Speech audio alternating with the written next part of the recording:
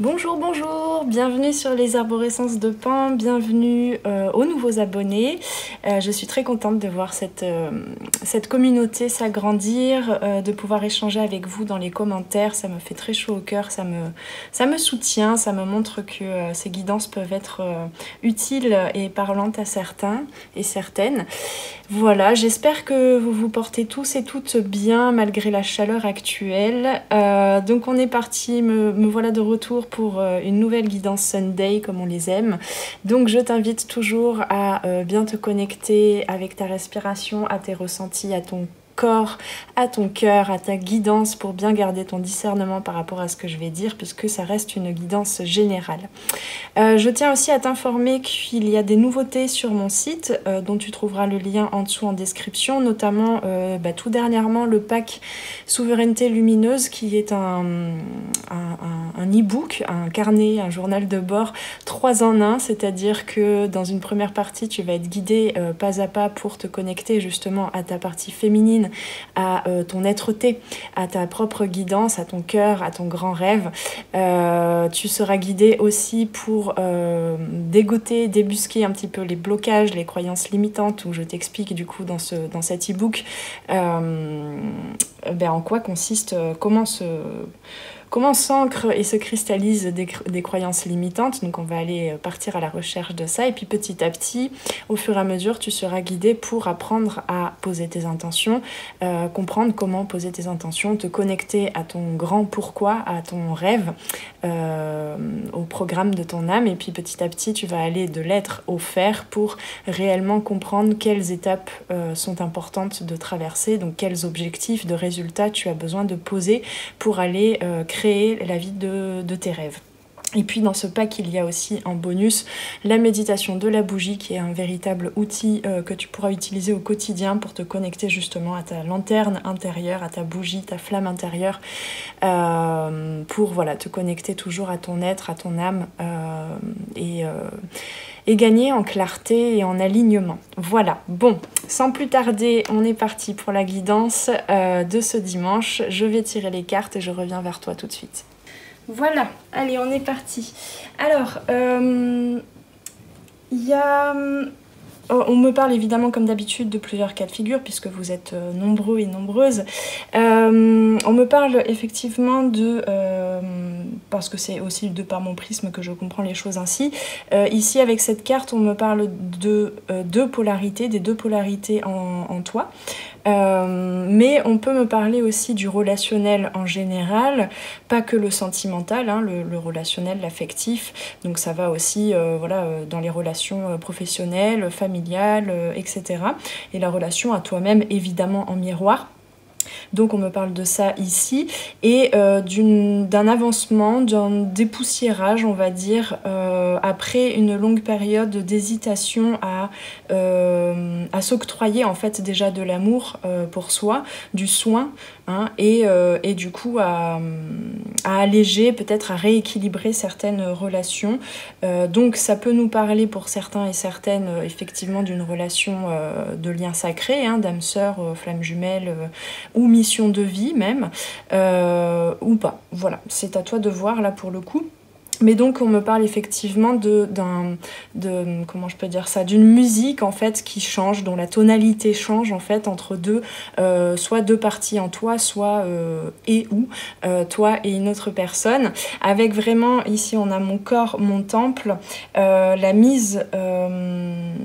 fin en fait d'un cycle de non-amour de soi, de non-respect de soi, où on n'écoutait pas ses besoins, on n'écoutait pas les besoins des différentes parties en soi, c'est-à-dire autant le corps que l'esprit, que l'âme, etc.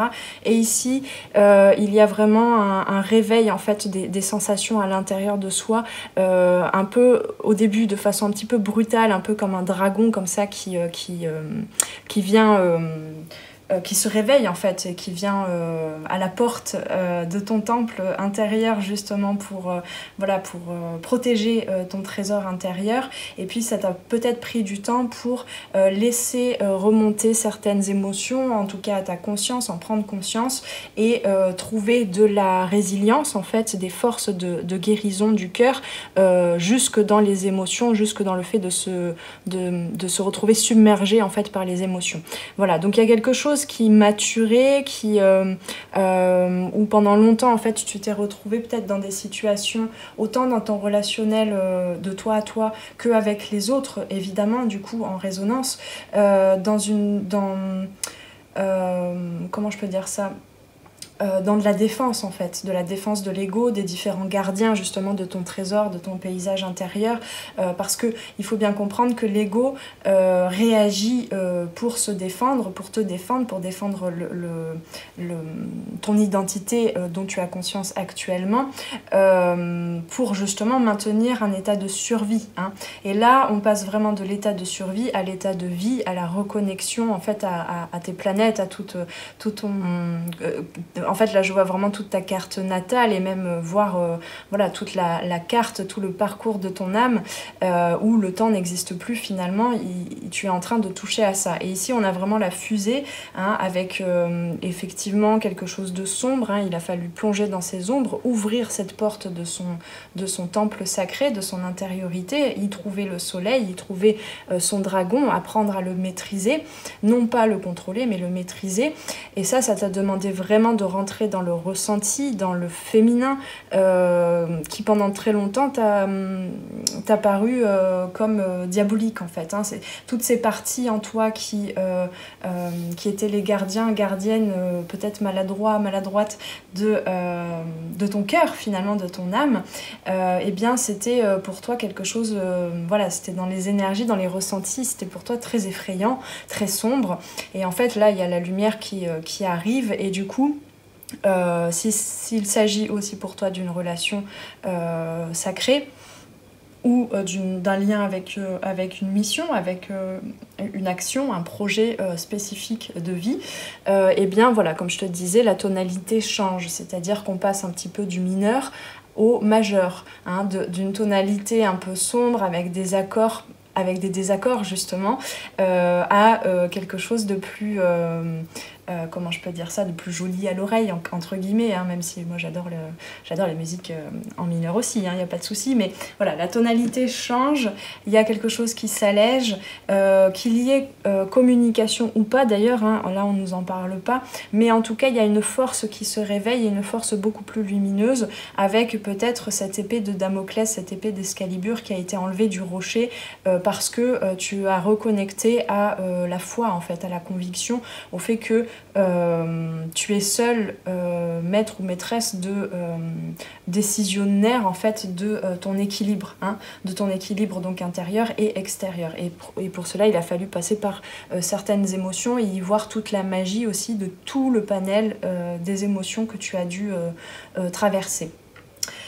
Qu'est-ce que je peux te dire de plus? Donc oui, donc il y a vraiment une reconnexion au féminin sacré ici, qui encore une fois pouvait te faire peur, et peut-être aussi que cette tentation, ce côté diabolique, cette peur en fait de ta polarité féminine, s'était matérialisée justement dans une relation avec une personne en face, qu'elle soit cette personne un homme ou une femme, hein. On a tous une polarité féminine et une polarité masculine, mais avec cet homme qui soit cet homme ou cette femme qui avait soit une polarité féminine, justement un yin très prégnant, soit au contraire quelqu'un de très yang, et qui t'a invité en fait à expérimenter une relation déséquilibrée, et t'a demandé à toi d'abord de développer en toi, pour toi, cette polarité yang, de te reconnecter à ton calice, à tes vertus de réceptivité de ton âme, de tes ressentis, de tes émotions,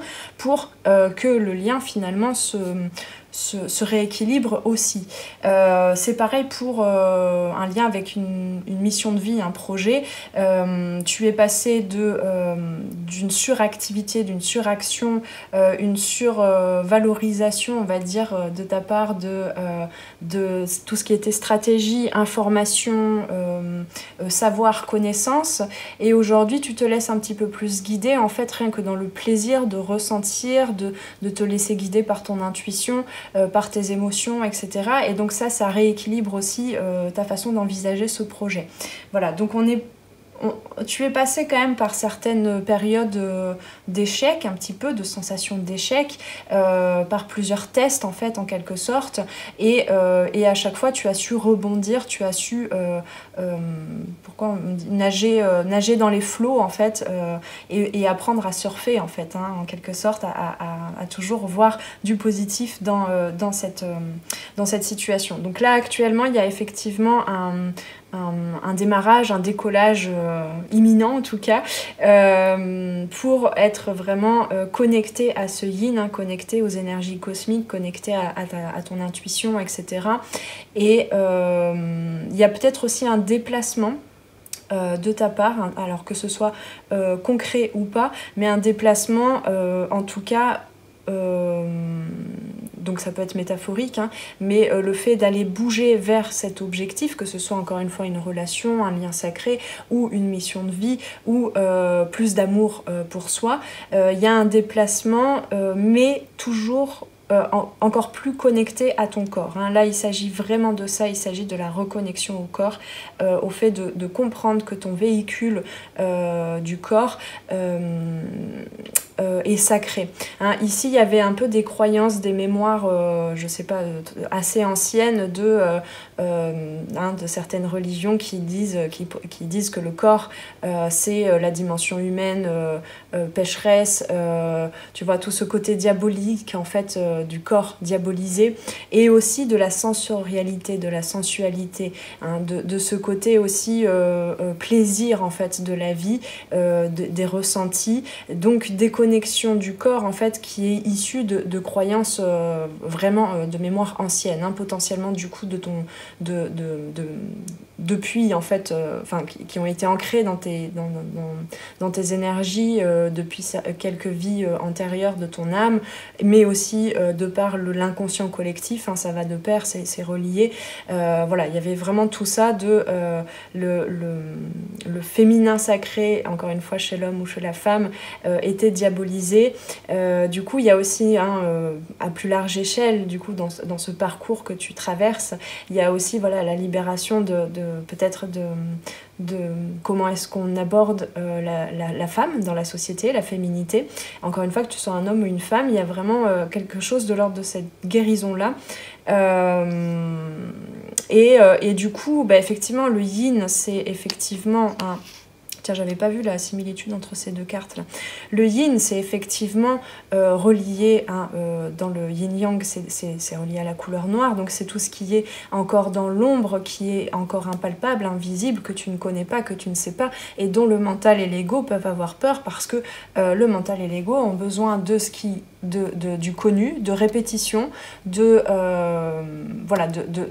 sécurité en fait, de survie, et tout ce qui est bah, justement émotion, comment je peux dire ça,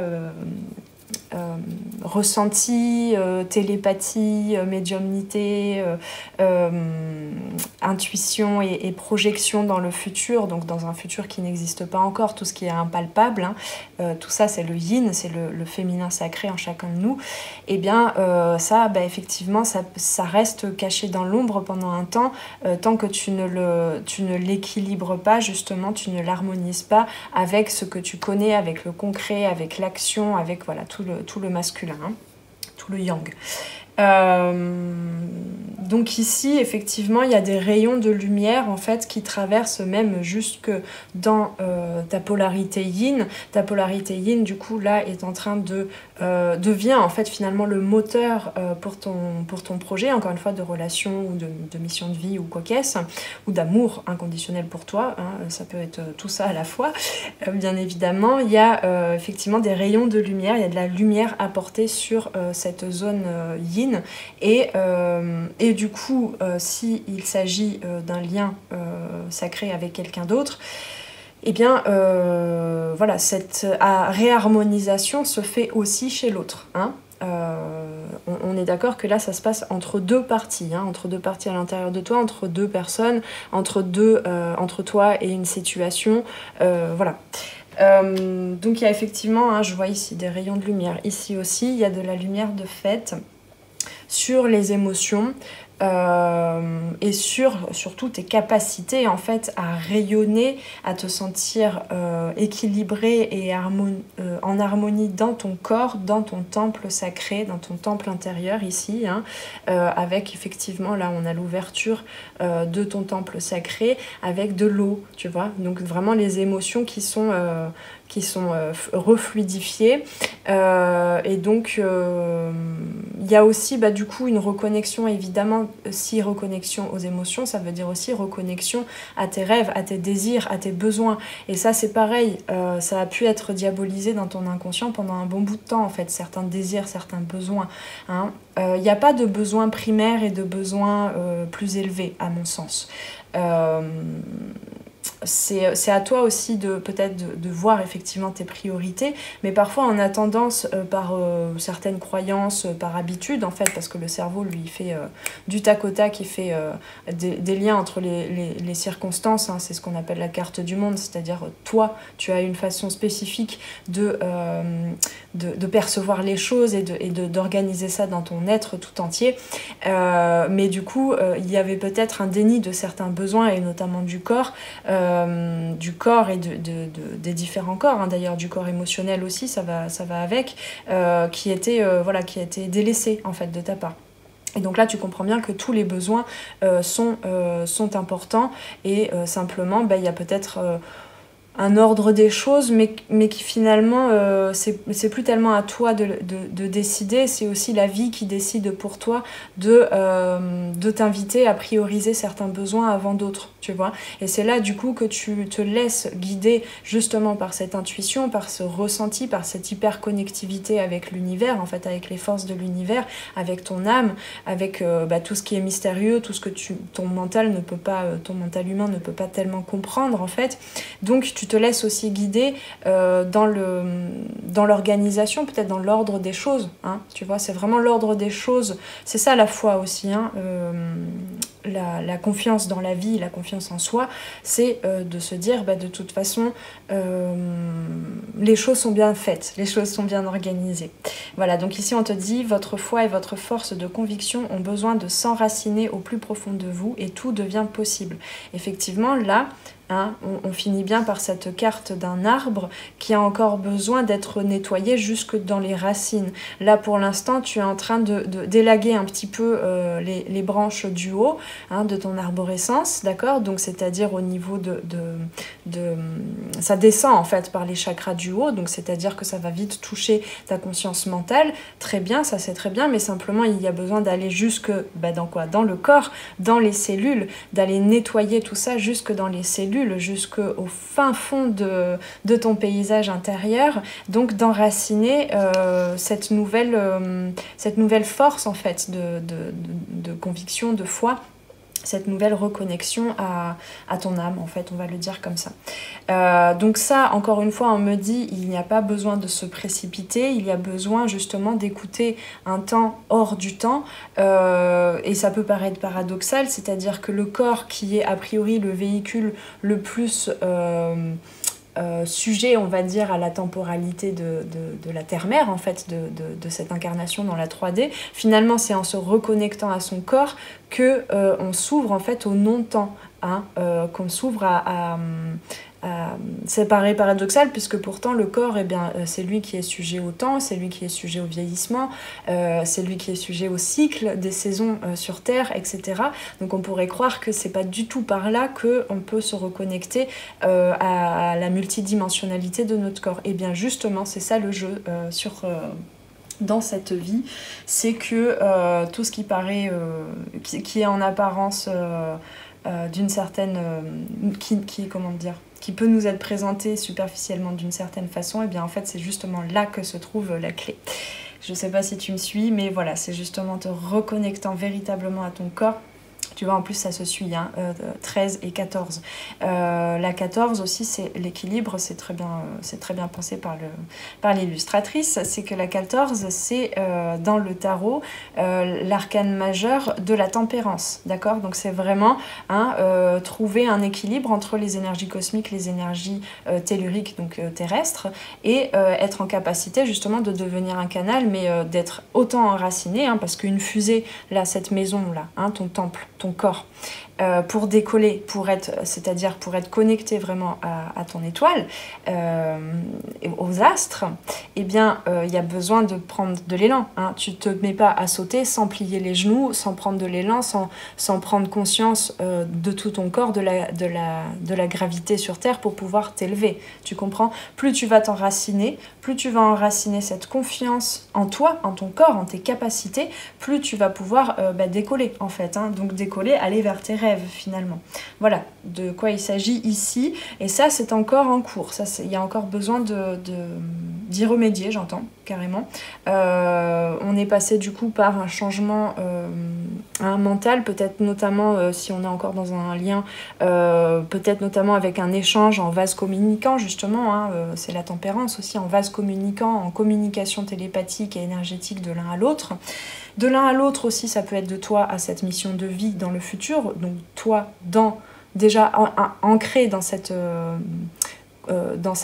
mission de vie concrétisée, hein, du futur, qui communique avec ton toi du maintenant. Ça, c'est possible aussi. Et ça, il s'agit vraiment du féminin sacré aussi, d'être un peu comme...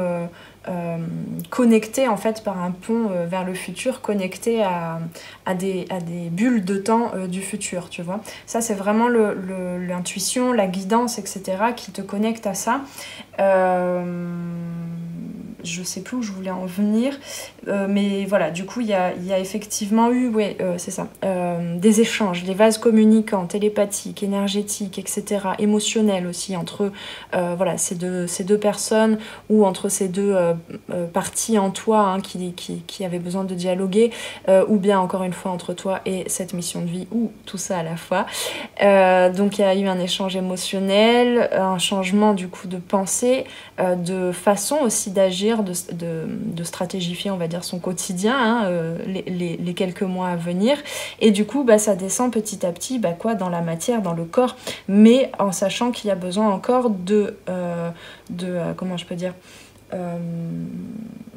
de pratiquer cet ancrage, cet enracinement, et il y a encore des nettoyages qui vont avoir lieu, mais toujours avec plus de légèreté, plus de lumière, plus de plaisir aussi, plus de joie, voilà, plus de vibrations hautes, hein, ce qu'on appelle les vibrations hautes. Et en d'autres decks, on avait quoi? L'abondance. Sentez-vous mériter le meilleur sans aucune condition en contrepartie. C'est ça l'amour inconditionnel aussi pour soi, c'est que du coup ça t'ouvre à tout un pan où tu sais que tu mérites toutes les richesses du monde, en fait, hein. Et les richesses du monde, je dis pas en termes financiers, hein.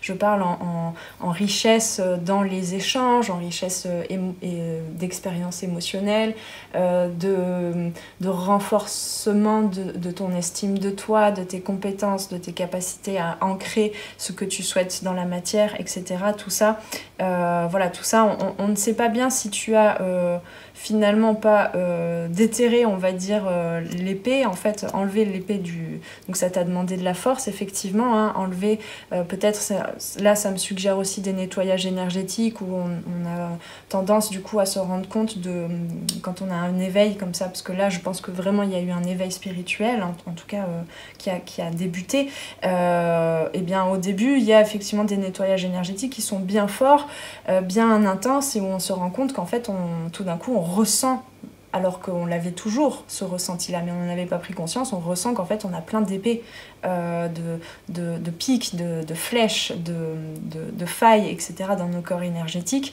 Et donc, il y a eu besoin d'enlever ça pour finalement aussi enlever, là je vois, hein, on me dit aussi, enlever l'épée à cette polarité yang en excès. Donc lui dire non, non, mais attends, on va arrêter d'aller contre la vie, d'aller contre soi-même, d'aller contre l'autre, d'aller vers les projets en étant combative. On va peut-être plutôt utiliser cette épée pour pointer véritablement le but que l'on désire, plutôt que d'être dans justement cette défensive. Hein. Donc finalement, ce que je voulais dire, c'est que cette épée, elle est replantée, mais au bon endroit, au bon moment, dans cette notion du coup d'alignement et d'enracinement. Voilà ce qui va suivre ici, c'est ce travail qui continue sur l'enracinement, la force de conviction. Donc je vais lire un petit peu le... Non, on me dit d'abord mon temple, mon corps, mon temple, ici. Rappelle-toi que ton corps est ton véhicule, celui qui te transportera toute ta vie et qu'il faut en prendre soin, hein, ici. Donc prendre soin de ses énergies. Que ce soit au niveau mental, physique ou émotionnel, ton corps a besoin d'attention, d'écoute, parfois d'une pause, et toujours d'être aimé. Exprime-lui ta gratitude en prenant soin comme il le mérite et comme tu le mérites. Ne laisse personne décider à ta place de ce qui est bon pour toi. Empêche les relations toxiques. Oui, effectivement, ici il y avait aussi de la toxicité, hein, mais de la toxicité vis-à-vis de toi et donc forcément en résonance à l'extérieur. Hein. De la toxicité parce que déni de soi, déni de sa puissance, déni de certaines émotions, hein. Déni ou non prise de conscience aussi du fait qu'on capte tout un tas de choses et qu'on est venu, en fait, le but premier d'une âme, c'est de guérir, hein. C'est de continuer dans sa propre guérison, donc de se rapprocher toujours, encore et toujours, de l'amour inconditionnel, d'accord ? Donc, empêche les relations toxiques de prendre le dessus sur tes envies et ton moral. Hein, je te parlais de désir tout à l'heure, effectivement. Sois conscient, consciente de la nourriture que tu décides de consommer, tout en te faisant plaisir. Hein ? Attention au surcontrôle aussi de je veux bien me nourrir, je veux manger mieux, je veux nanani, nanana. Et puis en fait, on se rend compte que c'est pas du tout dans une intention d'amour pour soi. Pareil, quand tu vas faire du sport. Dans quelle intention est-ce que tu y vas? Est-ce que c'est pour combattre, pour dépasser des limites, pour atteindre un objectif, un résultat? Ou est-ce que c'est pour le plaisir de ressentir, d'ouvrir de plus en plus, de t'étaler comme ça dans ta conscience corporelle et d'être connecté à cette qualité d'être maintenant? Voilà, je t'invite à te poser la question. Donc apprends à te reposer quand tu en as besoin. Ton corps est ton temple. Prendre soin de lui, c'est prendre soin de toi. Alors le petit rituel que tu peux faire, conseillé par l'illustratrice, fais la liste des choses que tu aimerais mettre en place pour te sentir mieux, mentalement et physiquement. Une séance de sport, une sieste, un moment pour appeler tes proches. Ce sont ces petites actions qui aident à adopter une nouvelle hygiène de vie et à prendre soin de soi et de son esprit.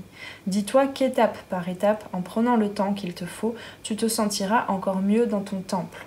C'est effectivement ce que je te disais, là, cette notion du temps qui se dilate finalement, où plutôt que de se précipiter à avoir des résultats, je voudrais que mon corps ressemble à ci, à ça, je voudrais que mon comportement soit celui-ci ou celui-là, et bien en fait, t'as tout faux dans ces cas-là, parce que l'avantage en fait de ces expériences sur Terre pour chacune de nos âmes, c'est le chemin, le parcours. Hein. Et du coup, plus tu vas profiter de chaque bulle de temps, de chaque activité, de chaque soin que tu t'apportes, eh bien, plus ça va vibrer haut, plus ça va vraiment s'ancrer aussi, jusque dans les moindres recoins de tes corps énergétiques, tu comprends ? Voilà. Donc...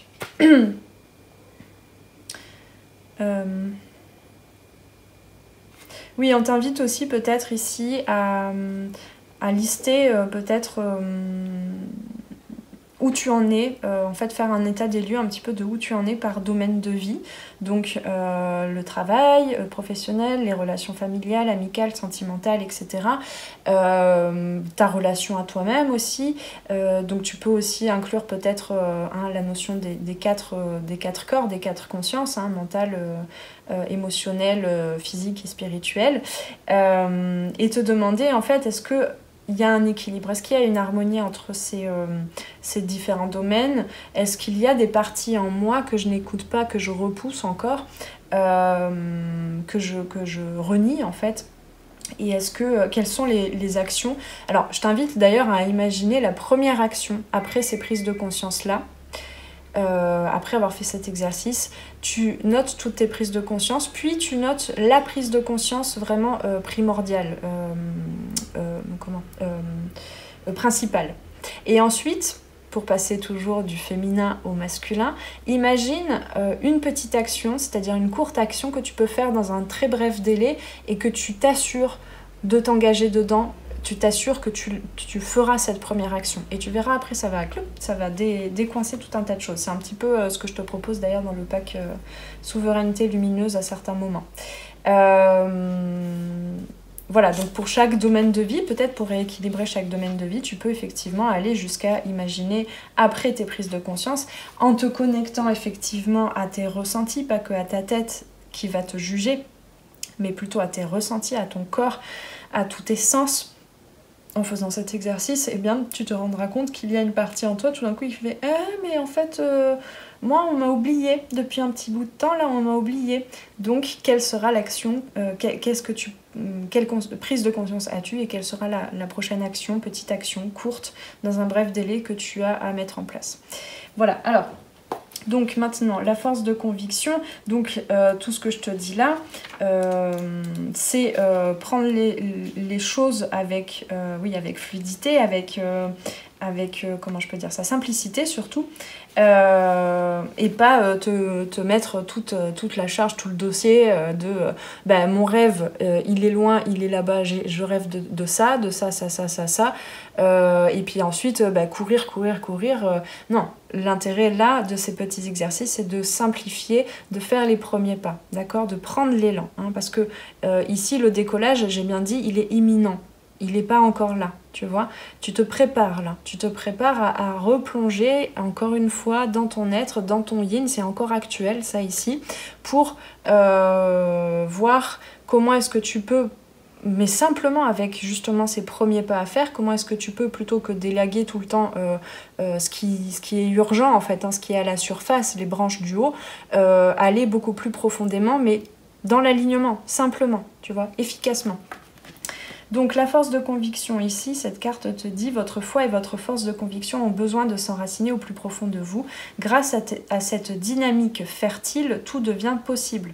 C'est ça aussi, c'est d'aller vraiment dans le féminin sacré, encore dans l'énergie de l'impératrice, de créer, d'être en capacité de créer, parce que je le rappelle, l'impératrice est connectée au masculin, elle n'est pas que du féminin pur, elle n'est pas que du yin pur, elle est une connexion au yin, parce qu'on est passé par la grande prêtresse, l'hyperconnectivité, mais elle a déjà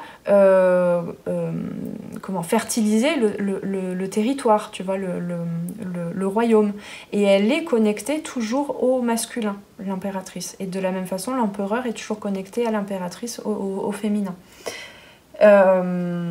Voilà. Donc, vous vivez sans avoir une réelle conscience de votre puissance personnelle. Ça, c'est en cours. Clairement, là, c'est ce qu'on est en train de voir ici. Aussi, tout ce que vous entretenez dans la vie, donc ça, c'est le passé, est un peu nourri de l'énergie essentielle de concrétisation. Il est fort possible que vous ratiez des occasions ou que vous échouiez alors que tout était bien engagé. La foi et la conviction vous lâchent avant l'aboutissement des choses. Donc, c'est-à-dire vraiment ce passage, parce que manque de connexion au féminin intérieur, ce passage à l'action donc du masculin qui en fait se retrouve tout seul, se dit bah oui mais je dois aller où en fait au fait, c'est quoi le sens de tout ça? Le sens de tout ça, le grand pourquoi de tes actions, eh bien c'est ton féminin intérieur qui te le donne, qui te guide, tu vois. Donc pour justifier cet insuccès, vous vous dites parfois en fait ce n'était pas pour moi. Voilà, on se dit c'est le destin, d'accord? Mais le destin, en fait, il n'existe pas vraiment dans le sens où, comme dit Jung, je crois, le subconscient, tant que le subconscient et l'inconscient, du coup, ne sont pas remontés à la conscience, eh bien, c'est ton subconscient qui va te gouverner, te diriger dans la vie. Et toi, tu ne sauras pas quel sens ça aura. Donc, évidemment, bah, tu manques de motivation, hein. Si tu sais pas dans quelle intention ton âme te mène vers certaines expériences, bah, ça n'est que un scénario qui te paraît être de la fatalité, du destin, mais toi tu sais pas où te placer, quoi en penser, quoi en conclure, quoi en déduire de tout ça, de l'enseignement de chaque expérience. Donc pour contrecarrer cette attitude, croyez en ce que vous faites, reconnaissez votre puissance intérieure et décidez de la mettre au service de votre réussite. Alors je ne pouvais pas faire une guidance aussi à propos pour faire la pub de ce pack Souveraineté Lumineuse, parce que c'est vraiment un outil qui va justement répondre à ce qui est soulevé ici dans cette guidance. Je trouve ça très drôle, merci les amis là-haut. Donc l'action qu'on te propose ici de faire, il est possible que vous ayez des difficultés à vous sentir motivé jusqu'au bout. Bah oui, c'est ce que je te disais. Demandez à un ami, à une personne de confiance de jouer le rôle de coach, hein. C'est ça aussi, hein. Il y a peut-être aussi un soutien, pour retrouver un soutien intérieur, il est parfois nécessaire, et c'est tout à fait naturel, on est tous interreliés, interconnectés, il est parfois nécessaire de faire appel à quelqu'un à l'extérieur. Attention à ne pas donner ton pouvoir à l'autre. Tu vois ce que je veux dire? Parce que ça, tu l'as déjà vécu, a priori, dans des relations toxiques. Un coach, qu'est-ce que c'est qu'un coach? Qu'est-ce que c'est qu'un mentor, par exemple? Ça n'est pas un gourou, c'est-à-dire que c'est pas quelqu'un qui va te donner son avis, qui va te dire, moi, à ta place, je ferai ci, ça, et toi, tu as juste à suivre le plan. Non. Un coach, il va jamais te donner de réponse, il va jamais te donner de conseils, parce que ça n'appartient que à sa carte du monde, mais ça ne répond pas à ton écologie intérieure, ça ne répond pas à ta carte du monde à toi. Donc il va forcément y avoir échec, résistance au bout d'un moment si tu suis le plan que te donne quelqu'un d'autre. Par contre, un coach, un mentor, etc., va être à l'écoute et va simplement te renvoyer en miroir, en fait, c'est ce qui se passe dans les liens d'âme aussi, hein, sacrés, va te renvoyer en miroir, donc va finalement plus répéter ce que tu dis pour que tu réentendes ce que tu as à l'intérieur de toi et que tu viens d'exprimer. Et donc, à chaque fois, en fait, cette personne qui t'accompagne, non pas qui t'aide, là est la différence, qui t'accompagne, qui marche à côté de toi et qui a aussi son parcours de compréhension, de guérison, hein. Personne n'est au-dessus de l'autre. Et bien, d'ailleurs, on me dit que là, pour certains dans les liens de famille jumelle ou âme sœur, il y avait un petit peu ce rôle de prix de mentor ou je sais quoi, mais plutôt dans l'aide, dans le fait de vouloir c'est de l'ingérence, hein, vraiment, de vouloir faire régler les problèmes de l'autre à sa place et donc à sa façon et pas à la façon de l'autre. Voilà, petite parenthèse fermée. Donc ça, tu es en train de comprendre ça aussi, donc de comprendre la responsabilité que tu as eue dans cette histoire, dans ces échecs, que ce soit encore une fois dans un lien ou dans ton parcours de vie en général. Donc un coach, il va constamment en fait juste t'accompagner en parallèle, suivre son chemin en parallèle du tien et te rappeler constamment en fait, regarde mieux à l'intérieur, c'est toi qui as la clé, toujours. Donc ça n'est qu'un effet miroir, mais la personne ne va jamais projeter ce qu'elle est elle sur toi, dans toi. Tu vois, c'est là que c'est... Voilà la différence. Bon, je vais m'arrêter là-dessus. Je te laisserai continuer cette compréhension-là, cette méditation sur la différence entre se faire gouroutiser, je ne sais pas si ça se dit, ou se faire coacher. Mais donc voilà, l'idée aussi peut-être, c'est de trouver du soutien, de faire ce pont du futur, de créer ce pont du futur, peut-être avec un alter ego en fait finalement, hein. Et un alter ego, il n'y a pas que notre autre unique, hein. de relations sacrées, il n'y a pas qu'une seule mission non plus possible. La mission de notre âme, c'est l'expérience de certaines émotions, c'est un canevas en fait, une sorte de canevas à traverser, mais concrètement ça peut prendre plusieurs formes différentes, tu vois. Voilà, donc chaque fois que tu faiblis ou que tu craques, il t'aidera, donc il ou elle, cette personne, à te motiver pour que tu retrouves la force d'aboutir. En fait, cette personne qui va t'accompagner va te rappeler constamment, mais rappelle-toi, on est allé voir à l'intérieur quelles sont tes intentions, quelles sont tes valeurs profondes, ce que ton âme veut. Donc, c'est ça que cette personne vient te rappeler. Elle vient te rappeler ce que tu as déjà dit, ce que tu as déjà exprimé. Ensuite, ici toujours avec la force de conviction, pour développer ton intuition. Écoute tes ressentis en toutes circonstances. Écoute ton corps, parce que ton corps, il est le messager de tes émotions, de ta guidance, de ton âme, de ton état énergétique, et patali et patala, de tout. Donc il te signale une foule d'informations très utiles. Tu auras des indications précieuses pour savoir ce que tu dois faire et tu seras rassuré du dénouement des choses. Voilà. Voilà, écoute, je pense qu'il y avait déjà énormément de choses justement en abondance. Voici ce qu'il y a dans ton corps, cette abondance. Et donc sache que tu mérites tous les messages de ton corps qui lui est le véhicule de ton âme qui elle est connectée au grand tout, donc où il y a tout a priori. Donc profite vraiment de cet enracinement, de cette foi qui revient. Et puis voilà, je te souhaite de bien prendre soin de toi, donc n'hésite pas encore une fois à aller te procurer le pack Souveraineté Lumineuse. Ça peut être peut-être une première action, un premier pas pour suivre tout ce processus, encore et toujours, de guérison, de réharmonisation, d'équilibre dans ta vie et entre tous les domaines de vie. Et donc je te souhaite une bonne fin de dimanche ou une bonne fin de journée selon le moment où tu regardes cette vidéo. On se retrouve très très prochainement pour une prochaine guidance ici ou là. Ciao ciao. Merci d'avoir passé ce moment avec moi. C'était Noélie pour les arborescences de Pan. Si tu veux réserver une guidance individuelle ou prendre rendez-vous pour un accompagnement au coaching holistique et en savoir plus sur moi, rendez-vous sur mon site internet. Tu y trouveras toutes les informations sur les différentes formules pour les guidances individuelles et les accompagnements personnalisés en coaching holistique. Les appels découvertes sont gratuits en ce moment, alors profites-en. Prends bien soin de toi et à très très bientôt. Ciao ciao.